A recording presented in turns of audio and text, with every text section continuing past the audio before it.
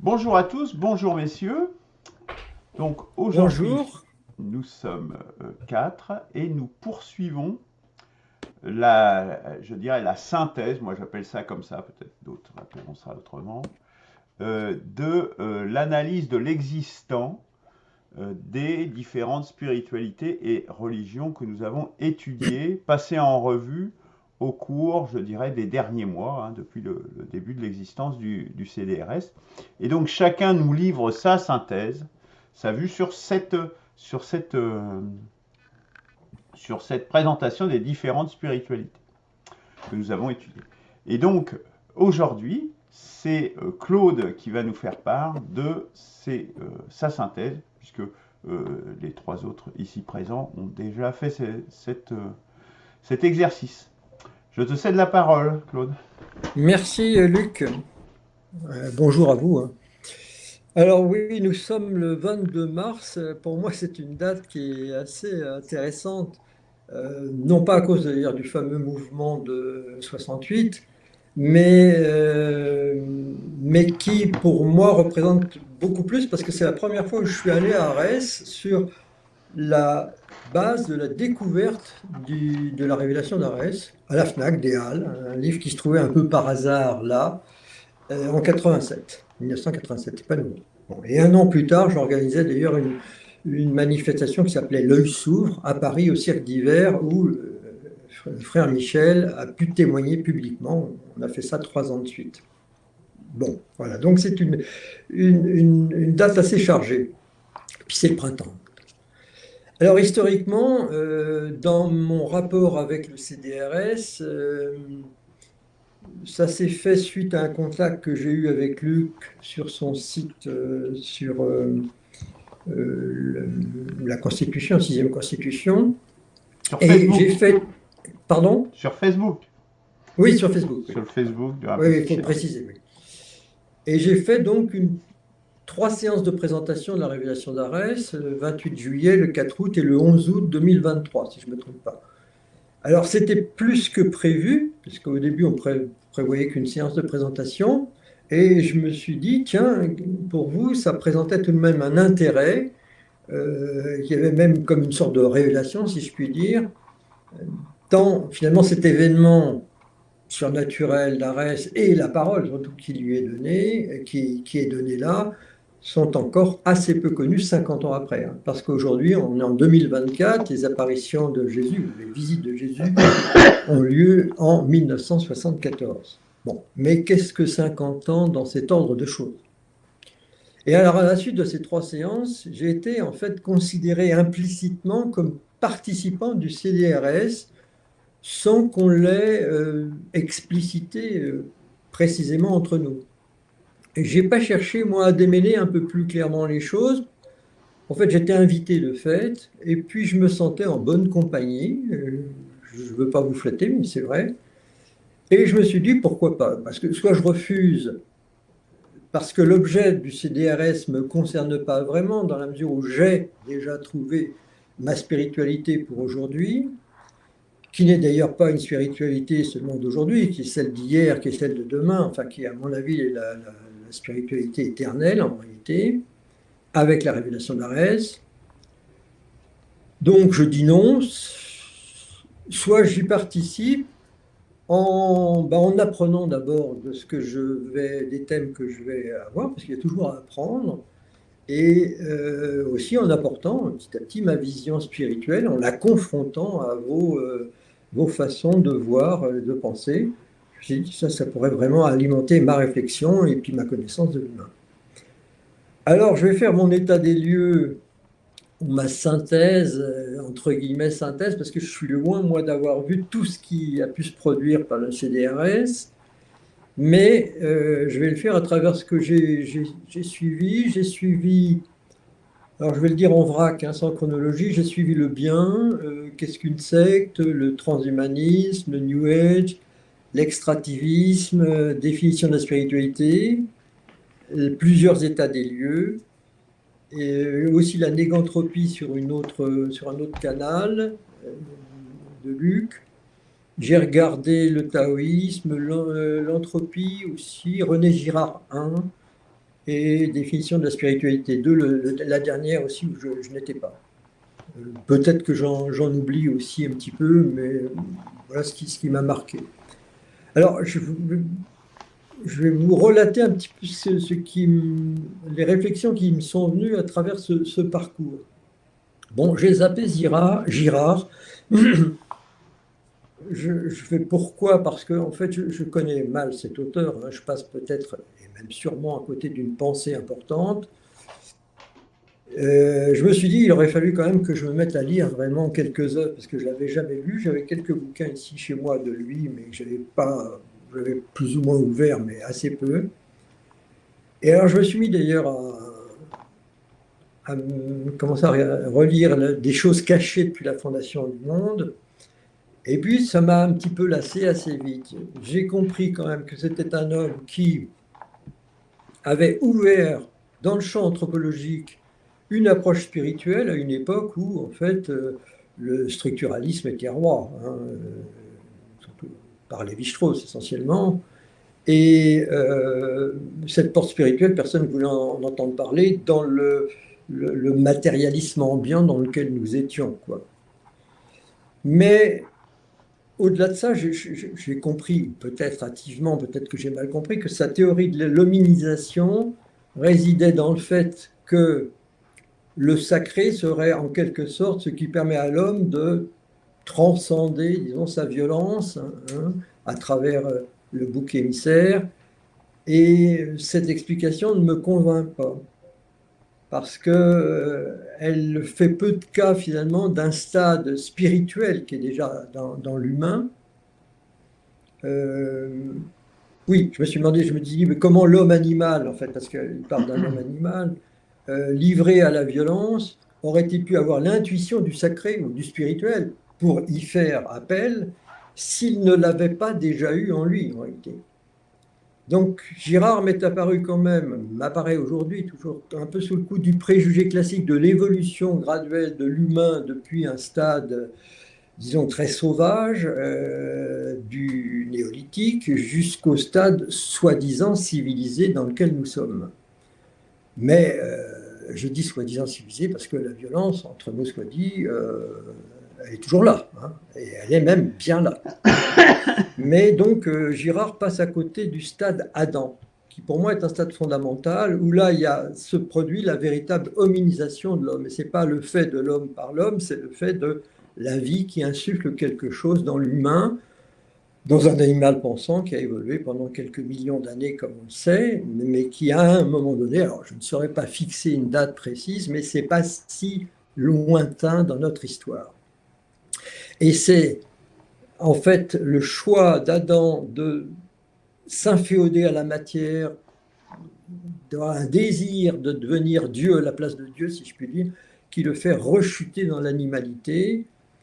Et ensuite, il y a eu, par l'intermédiaire des prophètes qui sont arrivés progressivement, il y a une lente pédagogie, je dirais, du Père. Il y a une lente remontée de l'homme, mais qui est encore très loin d'avoir retrouvé, disons, le stade originel. Alors, sinon, donc Girard, j'ai mis ça de côté. Sinon, la plupart des séances que j'ai suivies m'ont plu et elles m'ont apporté. J'ai apprécié le bien, le transhumanisme, le New Age, définition de la spiritualité 1 en tout cas, ou 2, 1 et 2, parce qu'il y a eu 3 séances, je crois. Oui, 1 et 2. J'ai même apprécié qu'on aborde aussi qu'est-ce qu'une secte, avec rigueur. Je me rappelle que c'était Christian qui le faisait, sans tomber dans les préjugés et les nombreux pièges qui pouvaient se présenter sur un tel thème, alors que, comme je venais juste de présenter la révélation d'Arès il y a peu de temps, je me sentais un peu visé.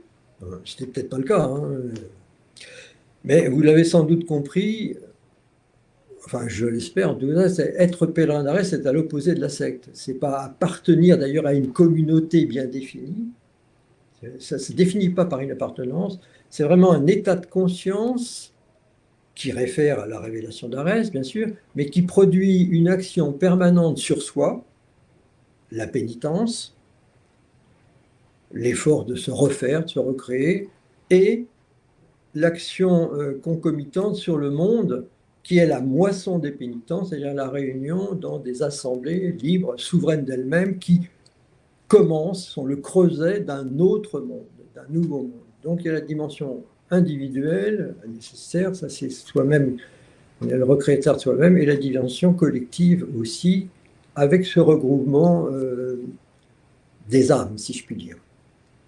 Alors le mouvement qui en résulte, c'est un mouvement très informel, qui est plus ou moins regroupé actuellement autour d'assemblées qui n'ont pas de locaux en France, en Belgique, en Suisse, en Allemagne, et un mouvement qu'on pourrait qualifier, disons, si on regardait ça sur l'angle laïque, d'anarcho-spirituel. Enfin bref, quelque chose qui était à l'opposé de la secte.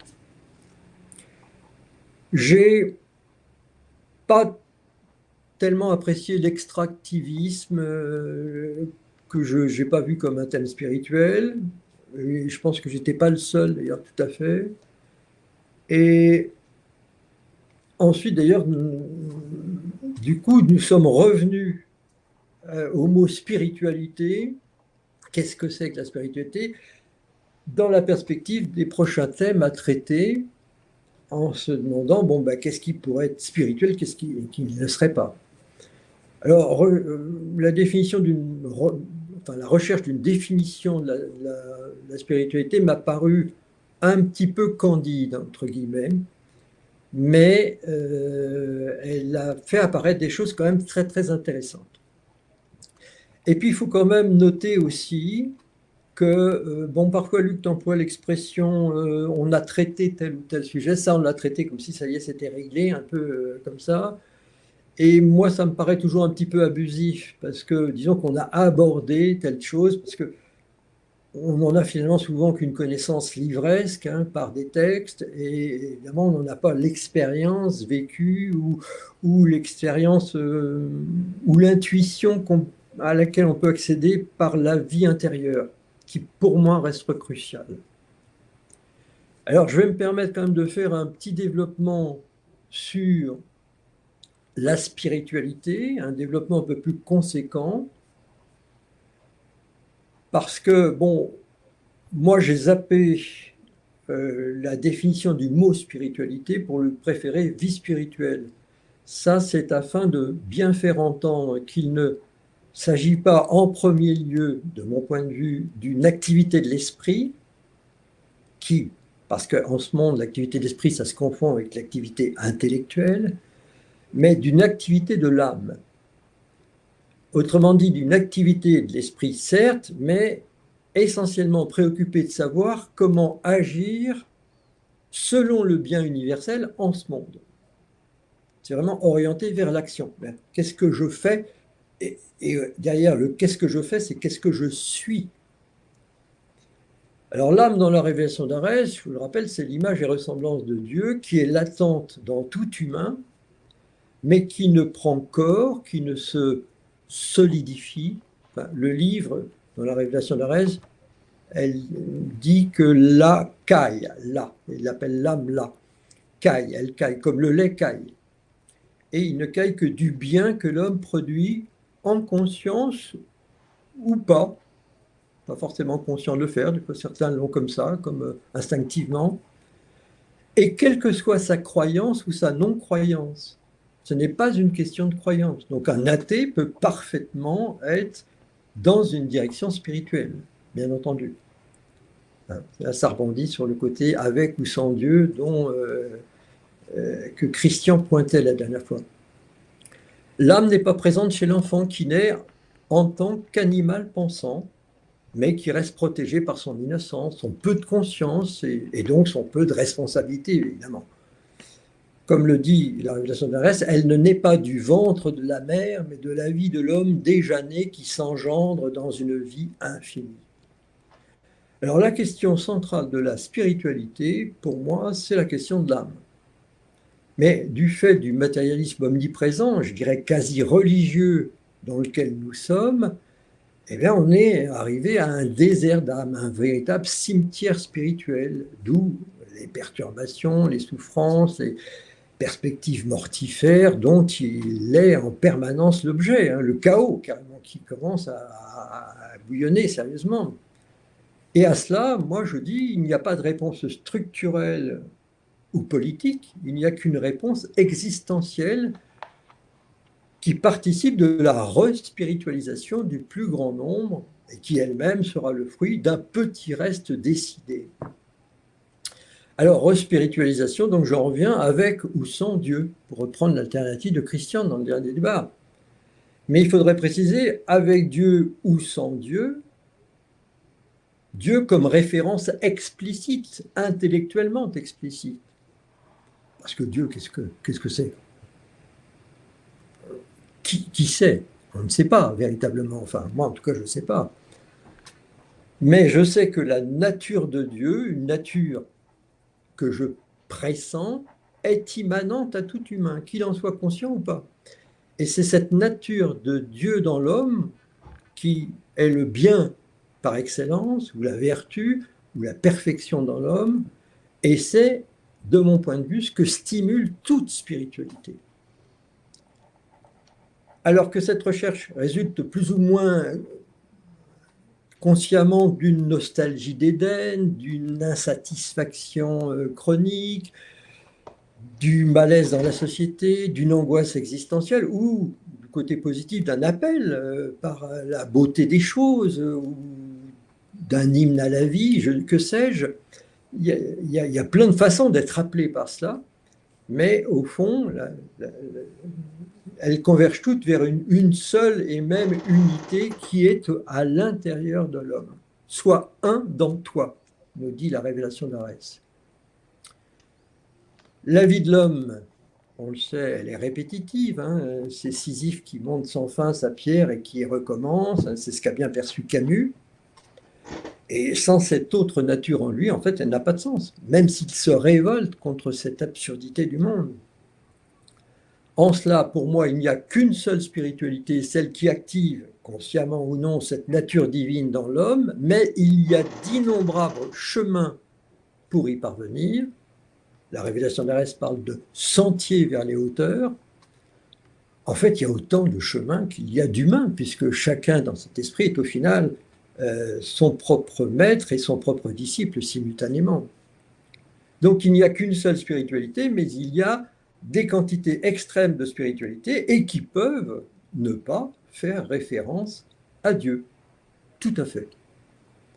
Surtout que l'idée de Dieu est une idée qu'on a à travers les religions, une idée religieuse qui est assez anthropologisée, souvent assez grossière malgré tout. En tout cas, c'est pour moi cette recherche constante de cette image et ressemblance qui devient de plus en plus positive, active, vivante, après quand même 37 ans quand même, qui aujourd'hui caractérise ma spiritualité personnelle. Et pour moi, il en résulte une sorte de joie sortie de nulle part, un grand bonheur, et puis aussi une capacité qui m'étonne maintenant à comprendre véritablement toutes les autres spiritualités, toutes les autres, même conceptions du monde, je dirais, et à leur parler en quelque sorte au-delà des mots. Mais si je me réfère quand même à Dieu, j'aime pas le mot, il est galvaudé, etc. Mais... Alors que, donc, je disais que dans le fond, je ne sais pas qui il ou elle est, parce que Dieu, après tout, est-ce que c'est masculin, est-ce que c'est féminin? C'est les deux, bien entendu. Moi, je préfère dire le tout, la vie avec un grand V, l'être. Je pourrais dire aussi l'espace-temps intelligent. C'est parce que, mais si j'y fais quand même référence à Dieu, c'est parce que c'est une réalité historique qui vient parler aux hommes sur à peu près toutes les latitudes de la Terre et à travers toutes les époques. Et c'est ce qu'il a fait encore récemment à Arès. Peut-être l'a-t-il fait ailleurs, dans d'autres contrées qu'on ne connaît pas, enfin dont on n'a pas encore de nouvelles. Soit il vient lui-même, ce qui est quand même extrêmement rare, comme ça fut le cas, si l'on en croit ce que dit la Bible avec Moïse et le buisson ardent, mais Michel Bottès était face au bâton de lumière. Soit il vient par l'intermédiaire de porte-parole, si on peut dire, choisis, qu'on appelle des prophètes. Donc dans le champ monothéiste, les trois principaux prophètes que furent Moïse, Jésus, Mahomet. mais aussi dans d'autres cultures, si vous élargissez votre esprit, et sous d'autres latitudes, à travers des hommes, à mon avis, comme Lao Tse, Shankara, Zarathustra, Bouddha, qui ne se réfèrent pas forcément d'ailleurs à un Dieu créateur, comme nous le faisons. Mais pour autant, leur sagesse, leur enseignement convergent vers une unité dans l'humain. Et c'est cette unité dans l'humain qui, à mon avis, est au cœur même de toute spiritualité. Sans compter d'ailleurs quantité de prophètes qui ont refusé ou détourné leur mission, parce que la révélation d'Arès dit « J'ai voulu parler par d'autres en grand nombre, mais craintifs. » Ils ont fui, ils n'ont pas osé monter sur mon parvis. Ou bien ils ont tué carrément ma parole, ou bien ils l'ont déformée, ils l'ont adaptée au goût du jour, à la culture. Donc c'est très rare que souvent la révélation soit donnée dans toute sa pureté et sa rigueur, si je puis dire. Mais force pour moi est de constater qu'il y a quelque chose dont nous sommes, dont nous participons, qui a le souci des humains comme de ses enfants, et que à chaque fois qu'elle parle, malgré tout, si on en croit les grands prophètes, on voit qu'il y a à chaque fois un tournant civilisationnel qui est pris. C'est quand même tout à fait remarquable. Alors, je ne suis pas Eberhard quand il dit qu'au début, il y avait les ancêtres qui ensuite ont été transformés en Dieu. Mais d'où viendrait cette notion préexistante de Dieu? Quid de la création avant les ancêtres et du fait qu'on soit nous-mêmes? Quid de l'univers? Pourquoi y a-t-il quelque chose plutôt que rien, se demandait Leibniz. Pour moi, c'est une grande question métaphysique. Ce quelque chose, c'est l'être. Pourquoi y a-t-il de l'être alors que la tendance naturelle dans un système thermodynamique fermé, c'est l'entropie? D'où vient la vie? La négantropie, pour le dire en termes scientifiques. Et l'on retrouve effectivement les grandes questions sur l'origine de l'univers, la vie, la cause des causes, qui rejoignent notre sens de l'existence. C'est ce que souligne, je crois, Christian dans le dernier débat. Mais la résolution ne tient pas à une réponse formulée en mots, une théorie ou une formule mathématique même, mais à un changement volontaire de nature, de notre part, qui nous fait retrouver petit à petit, tout ça, ça prendra plusieurs générations, notre connexion avec le tout, avec notre grandiose origine. Et l'homme a ça au fond de lui, et c'est seulement lui qui peut le dénouer pour lui-même, parce qu'il a la même liberté que le Créateur. Il est son co-créateur, en quelque sorte. Je vous conseille d'ailleurs à ce sujet un livre, parce que vous parlez souvent d'anthropologie, un livre des années 50 d'un dénommé Ivar Lissner. Et son titre, ça s'appelle « Dieu était déjà là ». Bon, lui, c'était un journaliste, mais enfin, il s'est intéressé à tous ces phénomènes un peu para-religieux, je dirais, ou bizarres. Et il dit, l'ethnographie, c'était dans les années 50, ou fin des années 50, l'ethnographie moderne a fait une constatation malheureusement trop peu connue, qui présente un intérêt capital. Tous les peuples primitifs de la Terre ont une tradition centrée sur un Dieu suprême. Les peuples les plus anciens sont persuadés qu'à l'origine des temps, l'être suprême cohabitait avec les hommes. Et le fait que l'idée religieuse se soit imposée sous une forme ou sous une autre, à chaque rameau de l'espèce humaine, ne peut pas être le fruit du hasard. Alors dès lors, si on en croit cela, Dieu était déjà là, le polythéisme n'est pas un stade antérieur au monothéisme, mais en réalité, ce serait une dénaturation du monothéisme. Ce qui semble donc corroborer l'idée quand même d'un âge d'or commun à tous, un stade adamique donc, qui régresse peu à peu, mais qui garde après une mémoire plus ou moins fidèle, d'abord orale à travers les récits qu'on se fait et qu'on se transmet de génération en génération, qui deviennent progressivement des mythes, au fur et à mesure où la réalité des temps change elle-même et on n'a plus du tout les choses dont on parlait, qui deviennent mythique, véritablement. Puis, qui se continue encore par les écrits quand l'écriture est inventée. Comme le rappelle d'ailleurs fort justement Luc, il n'y a aucune civilisation humaine sans spiritualité. C'est un phénomène absolument général, un fait majeur. Je ne sais plus, tu cites quelqu'un quand tu dis ça, mais c'est tout à fait frappant. Et à mon avis, c'est bien parce que c'est déjà là, au fond de nous. Alors, si chacun est sur son propre sentier, hein, dans cette ascension vers les hauteurs, la question de toute spiritualité, c'est la convergence de ces volontés ascensionnelles et comment elles font peuple. Et au final, comment elles changent le monde. Et c'est là, à mon avis, qu'on retrouve le collectif. Parce qu'il ne faut pas oublier que dans la révélation d'Arès, la phrase pivot, c'est la vérité, avec un V majuscule, c'est que le monde doit changer. Donc il ne dit pas la vérité, c'est quelque chose, comme si on pouvait figer la vérité dans quelque chose, comme les credos ou ce genre de choses. Non, la vérité, c'est une dynamique. Le monde doit changer.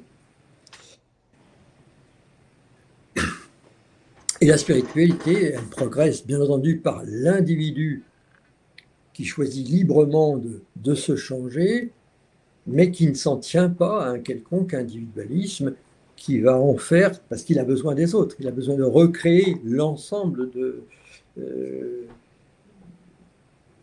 ce que j'appelle l'état d'Adam, en fait. C'est pas Adam, ce n'est pas un bonhomme et une bonne femme, Adam et Ève, hein, mais c'est véritablement un peuple, mais qui se vivait comme un seul homme, un seul humain. Donc c'est ça qu'il s'agit de reformer sur cette terre. Alors, on en est très très loin, ça je vous le concède.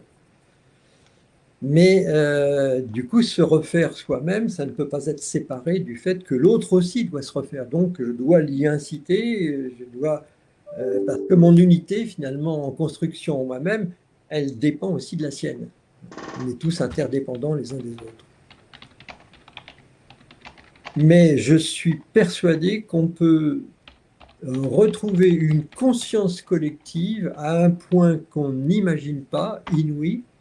Le livre, dans la Révélation d'Arès, parle de Pologne. La Pologne, c'est un mot qu'on ne connaît pas, mais qui est une sorte de fusion des âmes, où la souffrance, comme la joie d'ailleurs, d'un seul des membres ressentis du groupe serait ressentie par tous les autres, comme sa propre souffrance et sa propre joie.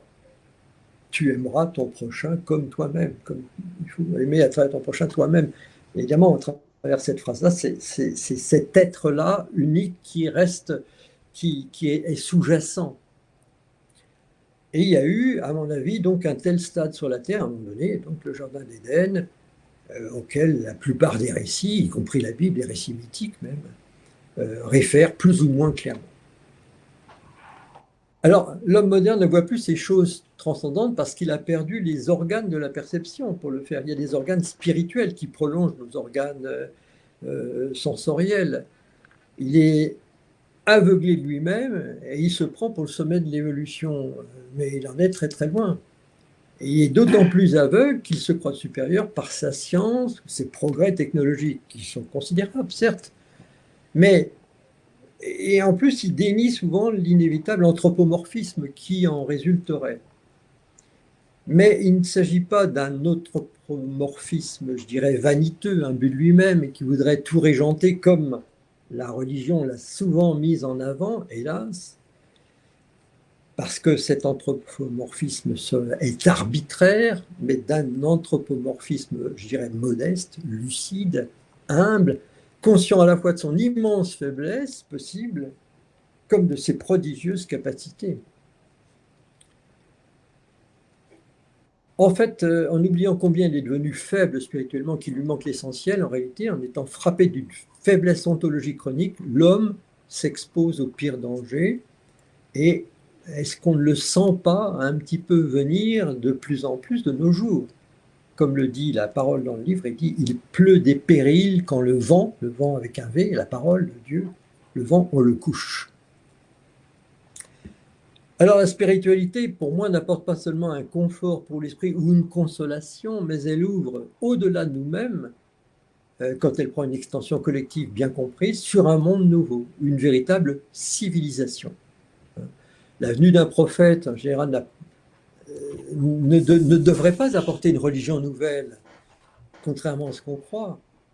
En fait, elle montre toujours un chemin vers les hauteurs, une nouvelle façon de se comporter. C'est une parole vivante qui vient. Mais elle est assimilée par la culture en place, l'étroitesse d'esprit humaine, et puis elle devient religieuse comme cela. Et elle se fige. La plupart du temps, on fait des dogmes. Il faut croire à ci, il faut croire à ça, puis on l'impose à l'autre, et l'autre, il doit croire aussi à ça et croire à ça. Entendons-nous bien, il ne s'agit pas dans la spiritualité vivante et que je la conçois de croire à quoi que ce soit, c'est pas ça. C'est pas le fait de croire qui importe, c'est le fait d'être, l'être que nous avons collectivement choisi et le faire revenir finalement à l'être essentiel que nous étions au départ. Voilà, donc les religions, pour moi, c'est toujours des choses c'est toujours une récupération en quelque sorte de la parole vivante qui arrive d'une manière ou d'une autre sur cette terre pour relancer les choses, qui vient en général d'ailleurs perturber, déranger. Dieu, pour moi, c'est le grand dérangeur. Chaque fois, les prophètes d'ailleurs ont toujours été persécutés et c'est pas un hasard. Donc là, je rebondirai encore un petit peu sur cette notion de civilisation parce que Luc a fait plusieurs chroniques de la barbarie. J'en ai écouté 2, je crois. Et je voudrais préciser là que la barbarie, enfin que la civilisation, ça n'est pas des institutions bonnes, des lois, des chefs, etc., même si elles passent quand même aussi par ça, bien entendu, mais que c'est un véritable état transcendant dans l'humain. Le frère Michel a écrit un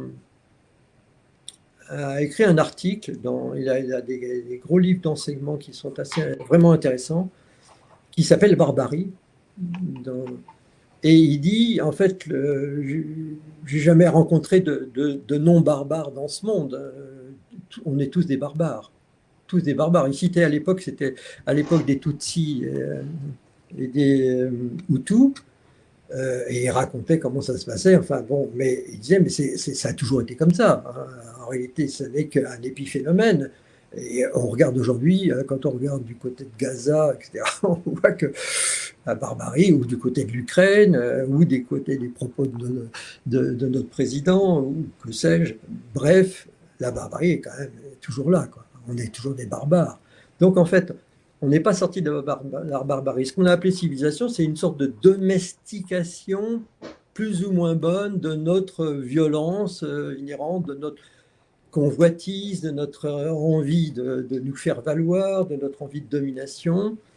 Mais en fait, on ne le maîtrise jamais et puis ça explose, soit avec les guerres mondiales, d'une manière ou d'une autre, ça pète toujours à un moment donné. Donc, le véritable non-barbare, dit le frère Michel dans cet article, il dit c'est Jésus quand je l'ai vu en face de moi. Là, j'ai vu ce que c'était un non-barbare, véritablement. Et on en est pour le moment loin, mais on est tous capables d'arriver à cet état de transfiguration lumineux, rayonnant, voilà, qui est au fond de nous et qui prendra quand même plusieurs générations pour le faire. Voilà ce petit point supplémentaire, puisque je crois qu'on doit en parler. Et sinon, ben, je vais arrêter là. Il est déjà quand même 40, j'ai peut-être été un peu long. En tout cas, je vous remercie de votre écoute, parce que souvent, elle est très, très présente, très précieuse. On ne rentre pas dans des polémiques. Bon, de temps en temps, ça monte un petit peu entre nous. Et je pense que c'est cette manière d'être là aussi, entre nous, même si c'est à travers la vidéo, évidemment, on est toujours un petit peu forcé à travers la vidéo, mais c'est cette manière d'être là qui est bien plus importante et bien plus spirituelle que souvent tout ce qu'on peut en dire. Voilà. Ah, merci beaucoup, Claude, comment dire, de ce compliment que tu nous adresses à tous collectivement au cercle. Euh, qui veut peut-être réagir à la présentation de Claude? À mon état des lieux. Voilà, oui, bon. Alors, je vous ai quand même un peu, je vais dire, mis pas mal de trucs de la révélation d'Arès, mais comme c'est mon engagement, c'est un peu inévitable, hein, je suppose que vous l'avez compris, quoi. Mais je ne vais pas forcément en étaler des... Alors, Christian a enlevé son micro. Vas-y, le micro. Je veux Christian. bien. Alors, merci beaucoup à Claude. C'est un exposé très sincère, de très grande qualité, mais surtout une qualité de sincérité qui, je pense, nous touche. Alors, plusieurs petits points que j'ai notés. Par rapport aux sectes, tu as évoqué le fait que tu craignais que parler des sectes tu sois visé. Il me semble que la conclusion de notre séance Qu'est-ce qu'une secte, c'est qu'il n'y a pas de secte. C'est qu'à partir du moment où on ne viole pas les lois de la République, le mot secte, c'est quelque chose qui a été inventé justement pour brider la liberté de pensée, d'expression et de pensée par voie de conséquence. Alors, la recherche de la définition de la spiritualité, et qui, je dirais, plane en permanence sur nos débats, s'est mis à planer, hein, je dirais, à partir à partir du moment où on entrait de plus en plus profondément dans les explications du pourquoi, du comment l'esprit humain allait vers cette spiritualité. Tu as dit qu'elle souffrait, disons, d'un caractère candide. Alors, je n'ai pas très bien compris ce que tu voulais dire, mais bon, passons, je te dis ça en passant. Pour toi, la vie spirituelle, enfin, pour toi, la spiritualité, plus important que la recherche d'une définition abstraite ou théorique de la spiritualité, ce qui t'importe, et tu l'as déjà dit, c'est parler de la vie spirituelle. Donc, c'est tout de suite des modes d'application d'un principe supérieur qui vont être plus intéressants que la recherche des mots les plus précis possibles qui vont définir cette abstraction. Tu as renouvelé cette définition de la spiritualité comme activité de l'âme, en précisant bien que ce n'était pas l'esprit, et tu ne l'as pas redit cette fois, mais tu l'avais déjà dit, que tu étais un petit peu embêté, parce que spiritualité, c'était quand même spirit, c'était esprit, mais toi, tu le changes en âme. Alors, je trouve ça très intéressant, mais étymologiquement, disons au niveau sémantique, il y a un problème quand même. Voilà. Bon. Alors, activité de l'âme. On va transférer la difficulté de la définir la vie spirituelle ou la spiritualité. On va transférer cette recherche de définition sur la définition de l'âme, parce que en nous disant que c'est l'activité de l'âme, tu ne nous donnes pas plus d'éléments de définition. Moi, comme au départ, déjà, je ne sais pas ce que c'est que l'âme. Je pense que ça n'existe pas, mais bon, on ne va pas faire ce débat-là. Et que, en parlant de l'activité de l'âme, ce serait bien que tu nous donnes une définition de l'âme, et notamment une définition qui va pouvoir la distinguer d'une définition antagoniste ou parallèle ou en perspective, une définition de l'esprit. Définition de l'esprit versus définition de l'âme. Ça paraît assez important. Et par contre, tu rentres dans le concret en disant que l'activité de l'âme, c'est agir selon le bien universel. Voilà. D'où effectivement ton intérêt pour tous les échanges que nous avons eus à propos du bien. Très intéressant, j'ai trouvé, lorsque tu as dit que produire le bien, bon, ce n'était pas l'apanage, disons, d'une étiquette ou d'un diplôme. encore être habilité, hein, comme diplôme médecin est habilité à prodiguer de la médecine. C'est-à-dire qu'on pouvait produire le bien, n'importe qui pouvait produire le bien, et sans même le savoir. Bon, ça me paraît très intéressant à creuser beaucoup. Produire le bien en le sachant, on a tout un catalogue, hein, de je produis le bien parce que je sais ceci, je sais cela, ou que je suis mandaté par une institution pour le faire. Mais produire le bien sans le savoir, ça c'est intéressant. Voilà. Alors là, sur la spiritualité sans Dieu, tu as tenu, disons, des propos, je dirais, de Gascon, hein, c'est-à-dire, oui, tu es d'accord avec la spiritualité sans Dieu, mais tu penses que de toute façon, ceux qui disent qu'ils ont une spiritualité sans Dieu, ils croient quand même à un Dieu sans le savoir. C'est un petit peu comme faire le bien sans le savoir. Alors, ça, c'est intéressant aussi. C'est-à-dire que Dieu, alors, tu ne sais pas ce qu'il est, tu ne sais pas s'il existe, bon, ok, jusque-là, on est d'accord, mais tu dis qu'il y a cette notion de Dieu, cette immanence, voilà, cette immanence de Dieu qui habite de toute façon, et là je retrouve l'axiome de notre ami Didier qui nous a quittés, même à ceux qui prétendent ne pas y croire. Et lorsque tu dis un athée peut très bien avoir une spiritualité, c'est sous-entendu, il croit qu'il est athée, mais en fait Dieu est au-dessus de lui. Bon, alors, après, il y a une chose que j'aime beaucoup, c'est que ta spiritualité t'aide à comprendre.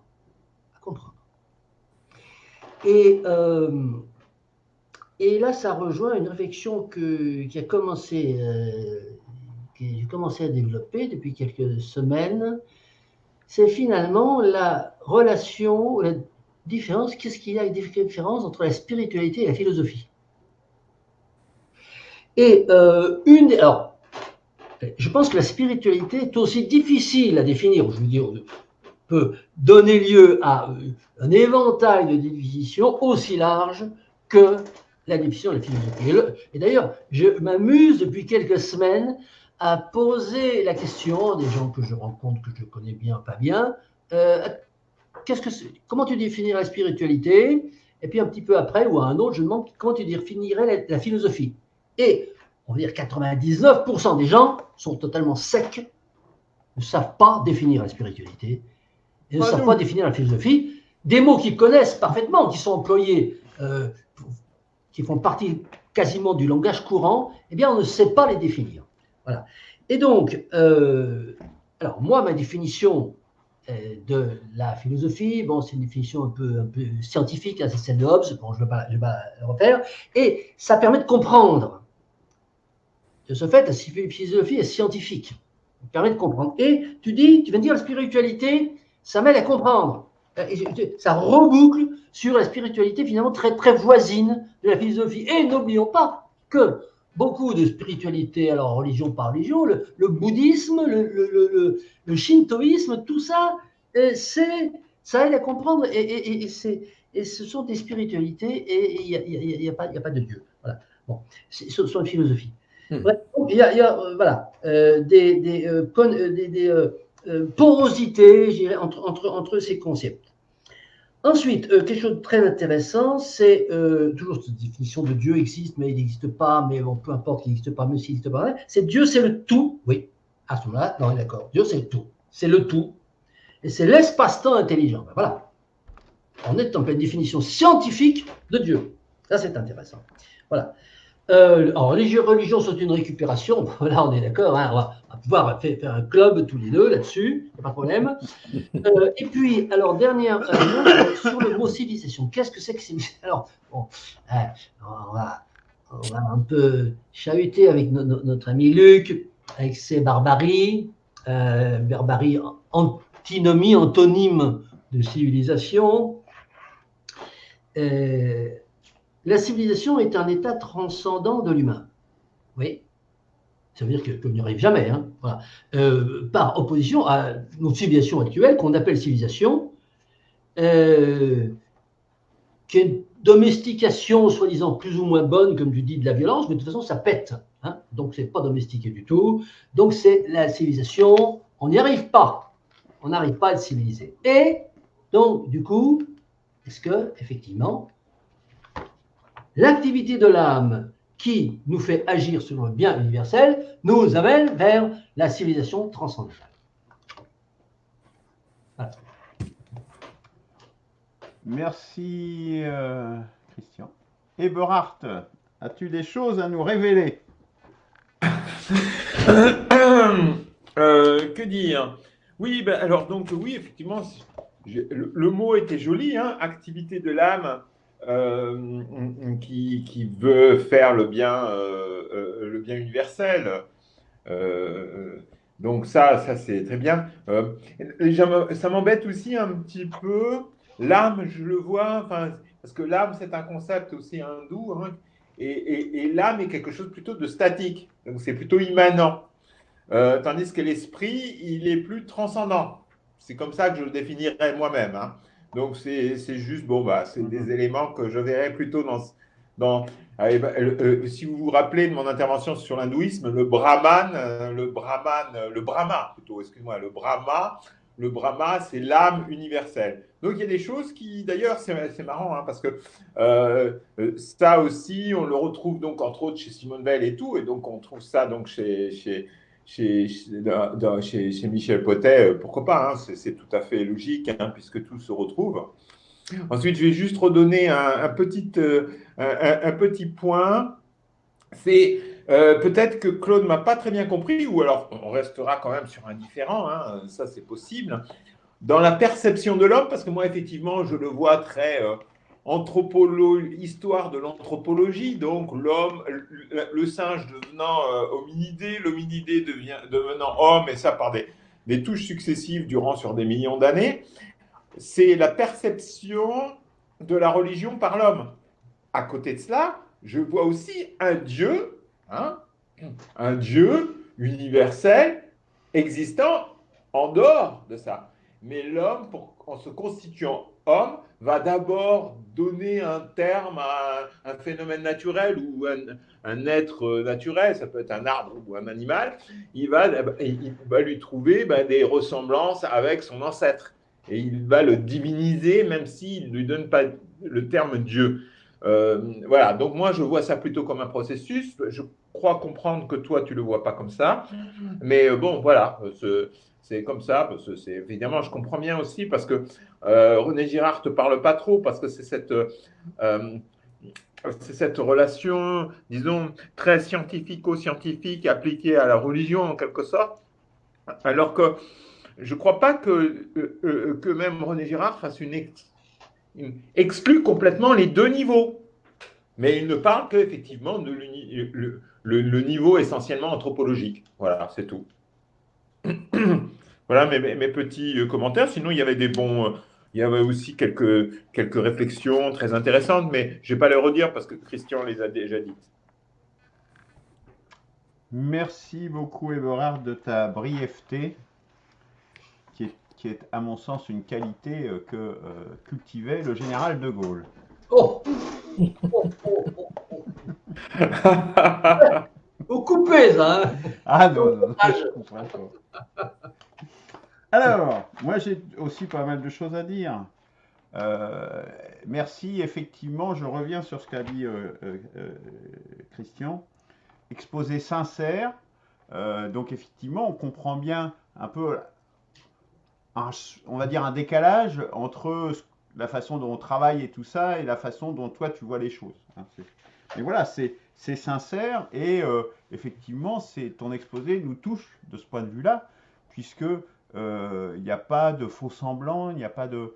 Bon ben voilà, après je dirais au CDH, chacun contribue comme il pense qu'il peut le faire, ou pas le faire, ou voilà, enfin, Didier l'a fait un moment, bon ben il a choisi d'arrêter, Guillaume l'a fait précédemment, il ne pouvait plus continuer, mais il avait d'autres priorités. Voilà, je ne veux pas dire c'est une auberge espagnole, mais on contribue comme on veut, hein, voilà. Du moment qu'on y trouve un intérêt, de toute façon, il y a toujours un enrichissement puis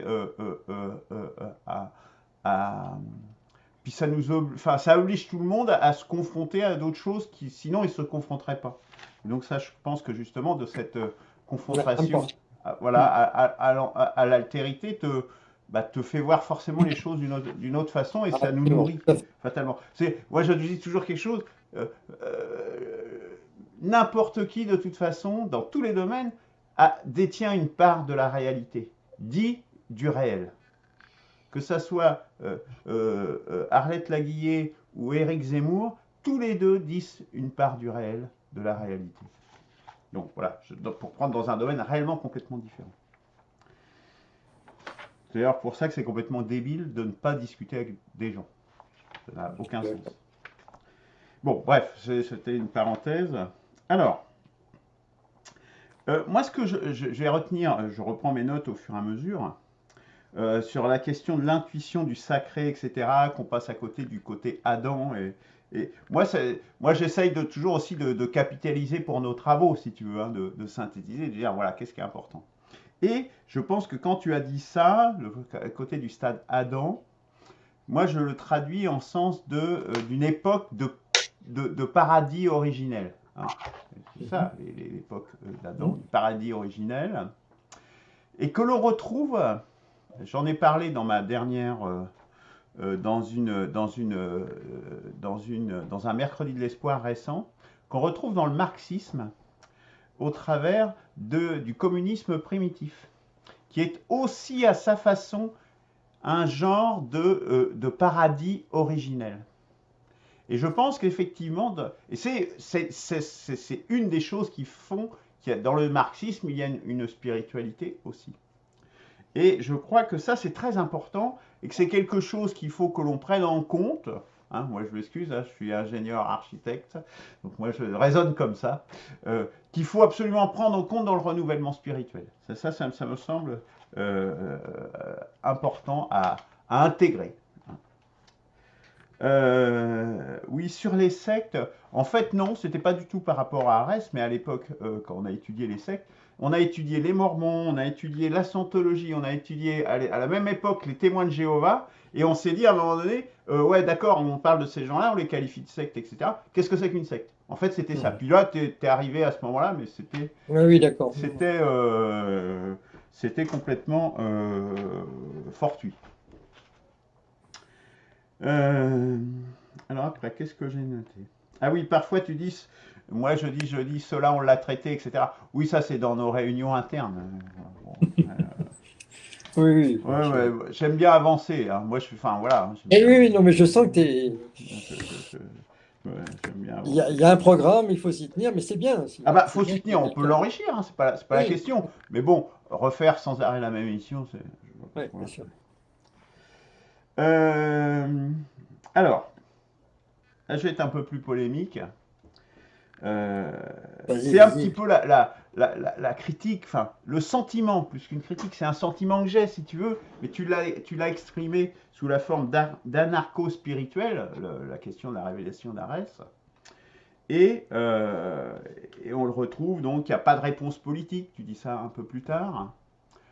Moi, c'est vraiment ça qui me. Ça, c'est quelque chose que je reproche justement à tous ces courants anarchistes. C'est qu'en définitive, si tu veux être sûr de jamais avancer, il faut être anarchiste, si tu veux. C'est-à-dire, il ne se passera jamais rien, on ne fait rien, on attend, de toute façon, tout le reste, c'est de la merde. Il faut attendre que ça aille mieux, puis ça va se faire, on ne sait pas comment. Mais ça ne sert à rien de travailler dessus et de faire des choses ici et maintenant dans le monde d'aujourd'hui. Et ça, c'est vraiment, moi, c'est quelque chose que je n'arrive pas que je rejette vraiment hein, de tous les courants anarchistes, de toute obédience. Hein, voilà. Donc c'est toi qui as utilisé le terme d'anarcho-spirituel, donc je rebondis dessus. Hein, parce que justement, être contre toute organisation, ça veut dire qu'on renonce à agir en ce monde. Bon, moi je ne cautionne pas ça. Je pense qu'il faut agir en ce monde. Nous sommes là pour agir. Ah ben oui, moi j'agis. Non mais voilà, enfin bon. Mais bon. Alors, par rapport tu as cité la malédiction de Sisyphe qui est condamné à remonter éternellement son rocher, ou l'absurdité, selon Camus, de notre existence. Moi, j'ai pas cette vision non plus, hein. Bon, après, voilà, moi, j'ai une vision plus de l'acceptation. C'est-à-dire que nous avons une condition, nous cherchons une finalité, donc les spiritualités, les religions cherchent à donner justement des raisons à notre existence, euh, de dire qu'il y a telle finalité, etc.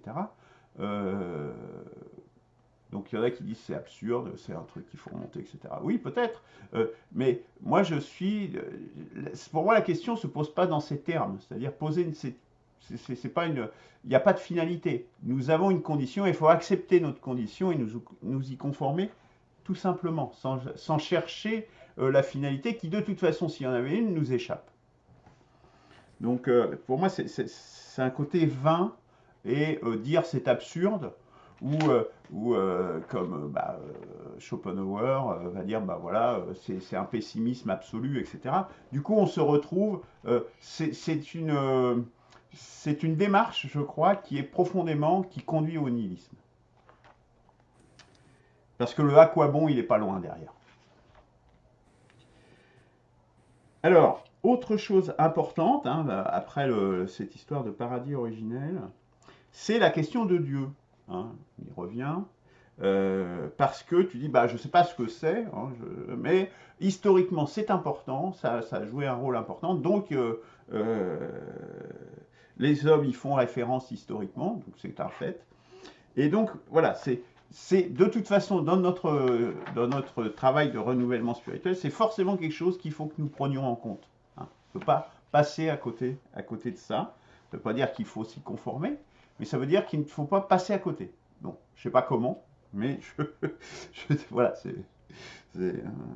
Il pourrait y avoir une séance sur la notion de Dieu, par exemple, peut-être, oui, ah bah, je pense qu'on va. Oui, bah, on tourne autour déjà de nos depuis points un de vue. moment. Je pense, faut-il y avoir une spiritualité sans Dieu? Je pense que on va forcément en reparler, hein. Ça pour moi, c'est certain. Voilà. À un moment donné, tu as dit sur les prophètes, c'est les porte-paroles de Dieu, justement, et qu'il y a toujours une spiritualité à la base de toute civilisation. Oui, ça c'est vrai.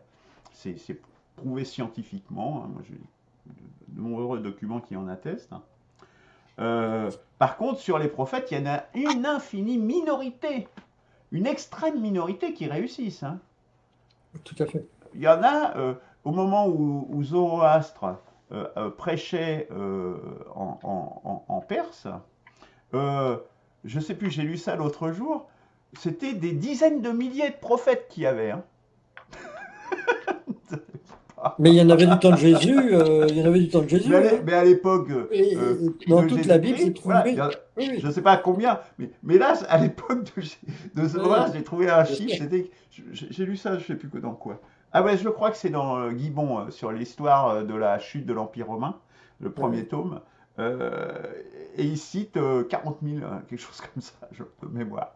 Enfin, un truc phénoménal. Et Zoroastre a réussi justement à unifier, etc. Voilà. C'est cet unificateur, cet organisateur au fond. Alors après, négantropie, d'où vient-elle? Ben voilà, la question en définitive, je crois que c'est vraiment au centre ce qu'il faudra, vraiment quelque chose qu'il faudra trancher, je crois, dans nos travaux de renouvellement spirituel, c'est d'où vient la négantropie. Il y a deux solutions, hein. Soit on reprend la solution de Dieu, c'est-à-dire de la réponse universelle. Dès qu'on ne sait pas quelque chose, on dit c'est Dieu. Donc on a une réponse universelle qui vaut pour toute question à laquelle on n'a pas de réponse. C'est simple, mais c'est extrêmement anthropocentrique et anthropomorphique. Et puis, il y a une autre réponse qui est de dire c'est inconnaissable. À jamais. Moi, je préfère cette réponse. Voilà.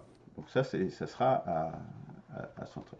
Tu as cité le fait que le monothéisme était premier. Enfin, ça, scientifiquement, c'est faux. Enfin, actuellement, il n'y a aucune trace de ça.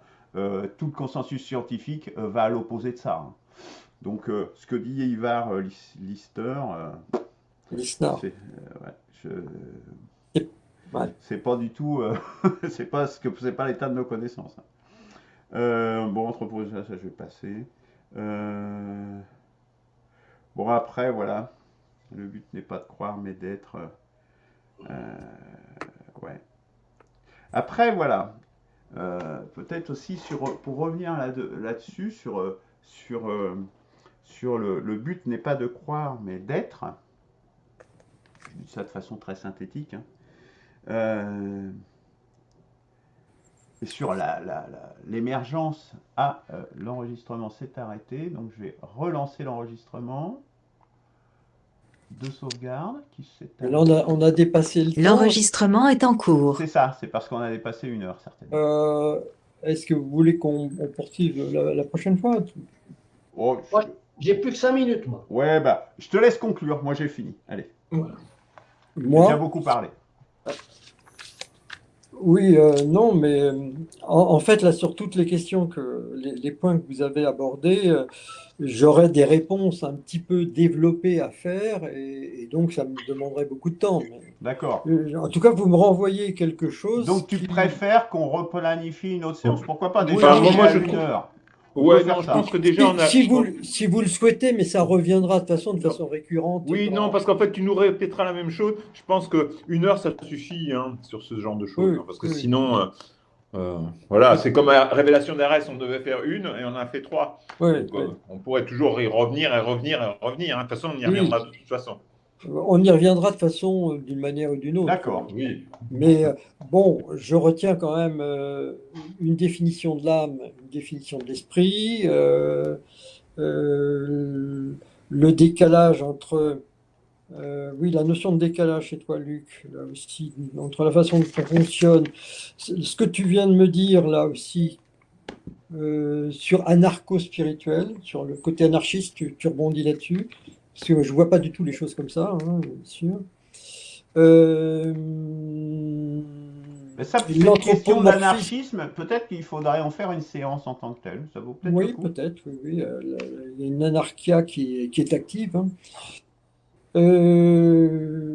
Alors, sur Eberhardt, aussi, l'activité de l'âme, esprit, lui, vous voyez l'esprit, moi je vois l'esprit comme immanent et l'âme comme transcendante plutôt. Alors que tu as dit l'inverse, toi, je crois, Eberhardt. Non, Moi, je non, vois non, que- non. Non, non, Ouais. j'ai pas dit l'inverse.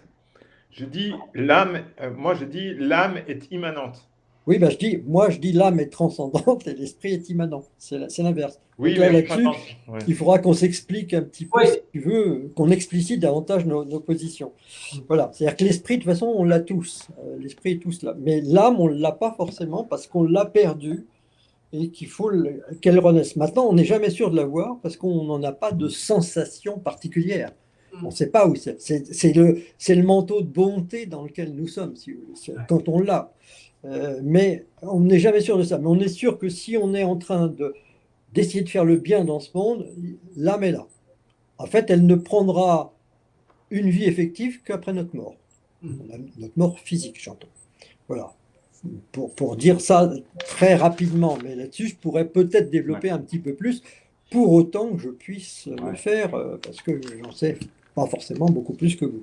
C'est Voilà. très spéculatif, là, voilà. Je suis passé. Oui, mais c'est très intéressant parce que du coup, ça explique énormément de choses quand même par rapport à l'état du monde dans lequel on est.